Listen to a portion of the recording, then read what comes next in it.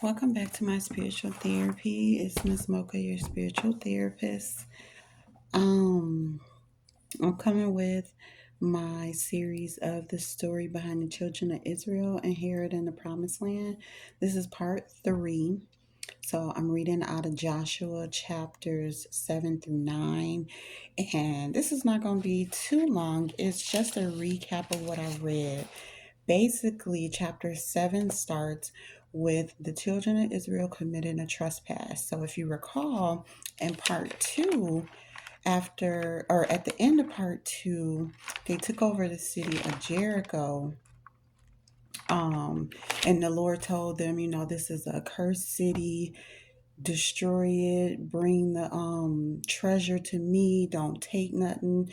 And so chapter 7 part 3 of my little series starts with them actually taking something. So one of the Israelites from the tribe of Judah took a cursed thing from the cursed land. And of course, the Lord knew, and he dealt with him harshly. And he actually dealt with all the Israelites. So if you want to find out like his punishment and what happened to them, how much trouble they got in, read chapter 7 because it was wild crazy. Like God do not be playing about his, laws or what he say, his commandments.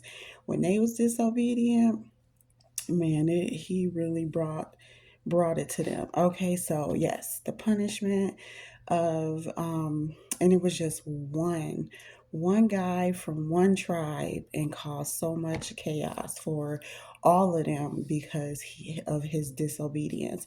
So that's how chapter 7 started.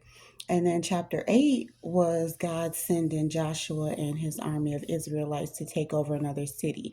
So that's pretty much what that was about. They took over the city, the king, the people, just like they came through and took over the city of Jericho. That's what they did to this city. And I think the city is AI. It just has the initials AI. I'm not sure if it's I or whatever, but it just says AI. Okay, and then chapter 9 talked about um, the kings of other nations. So it was about 6 other nations that heard all about what the Israelites was doing, taking over these cities, burning them down, killing all the people. And so they gathered together to fight Joshua and the children of Israel. But there was one group of people from one of the nations. They're called the Hivites, I believe, and they were from a city of Gibeon, which were so they were like the enemies, but they came to them because they again heard about what they had been doing, how they'd been coming through the cities, killing off everybody, burning it down. So they came to make peace with the Israelites. Um, Not the kings or nothing. It was just some of this nation. And so they asked to be a part of their team, basically, to make a covenant with them so that when they came through the city, they wouldn't kill them off. And so Joshua was like, well, who are you? Where are you from? What you want type of deal. And they're like, we'll be your servants. We'll do whatever just as long as you don't kill us off because they were scared of them.